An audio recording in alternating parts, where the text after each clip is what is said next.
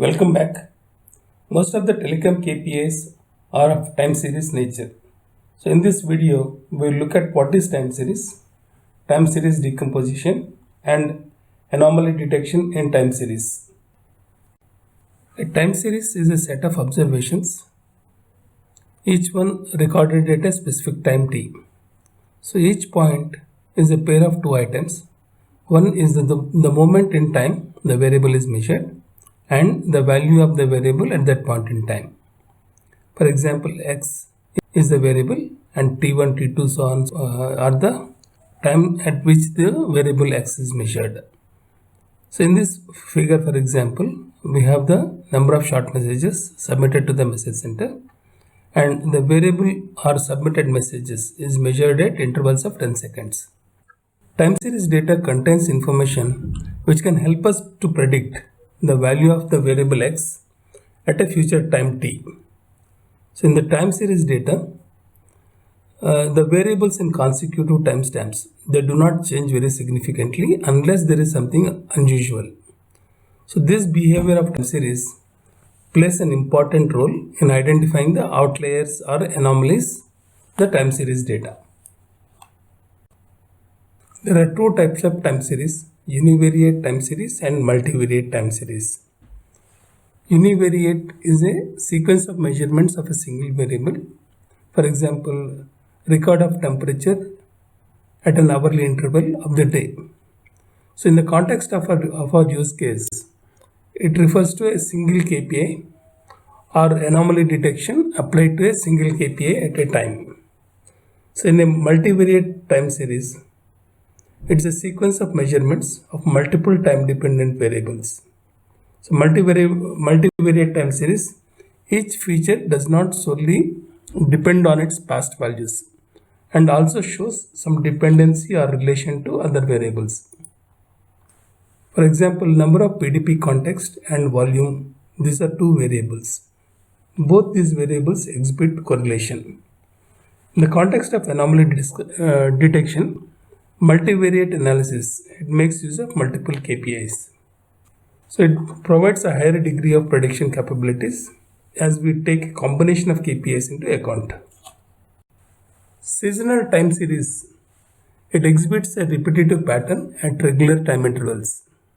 So in seasonal or periodic time series, a variable x at time t is equal to value of the same variable at time t plus m. So m is called the period of the series. So this seasonality comes from many factors depending on the domain. For example, if you take mobility networks, there will be fewer calls in the night, peak calls during the morning, let's say 9 a.m. and the evening 6 p.m. and less number of calls during the weekends, and the same behavior repeats more or less. So seasonal time series can be decomposed into three components. One is trend, two is seasonality, third is residual component. So a time series has a trend if its mean is not constant but increases or decreases over time. Means there is an increasing or decreasing value of the series, like the third graph in this figure. So seasonality is the periodic recurrence of changes. Like this could be due to factors like time of the day of the week, day of the year, like that. So the residual component contains the random variation in the time series.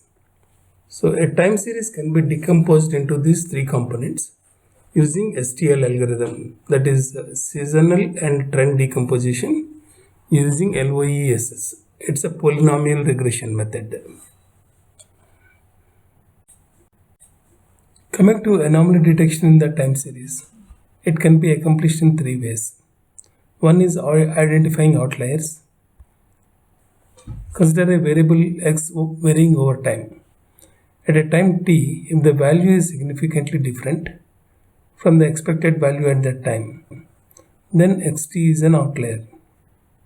So this involves modeling the normal behavior of the time series with time series modeling and forecasting models.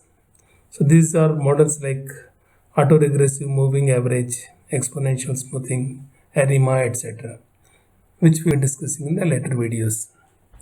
So decomposition based methods, that is by decomposing the time series into trend, seasonality and residue components.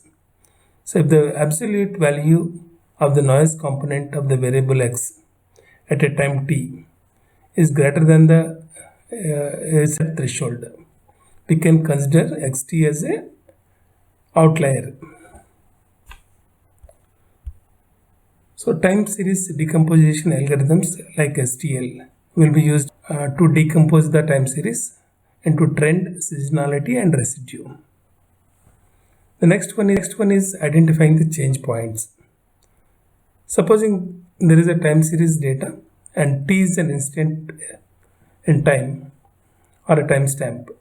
So if the behavior of the time series is significantly different before t and after t, so then t is called a change point.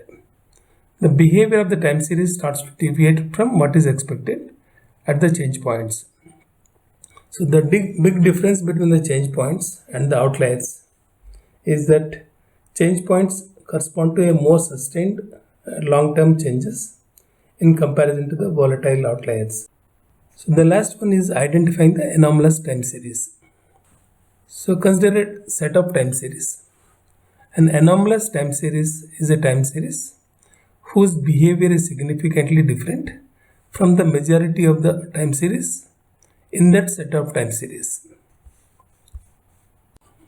So change points are those points in time where the behavior of the time series starts to deviate from what is expected. So they can be abrupt variations in time series data or a point at which the statistical properties of the distribution change. So change point detection is the task of finding change points in the underlying time series. So to detect change points in time series, we can use both supervised algorithms and unsupervised algorithms. Basically, it requires to identify whether there is a significant change in the data sequence or identify change in mean, dispersion, correlation function, etc. In general, a change in distribution. Large changes in trends, they correspond to anomalies. Anomalous time series. An anomalous time series is a time series whose average deviation from the other time series is significant. So finding similar time series could be done using a domain knowledge or automatically by using clustering methods. So to find anomalous time series, the distance to the mean or median of all other time series in the same group should be calculated. So if the distance between a time series and the mean of the group it belongs to is higher than a defined threshold, then it can be that is the time series can be treated as anomalous. So an example in the context of KPI anomaly detection is to compare the same KPI or a group of KPIs among a set of E-node Bs, because the same KPI or the same set of KPIs should behave similarly among different E-node Bs. So in this video we looked at what is time series. In the next video we will look at various algorithms for anomaly detection.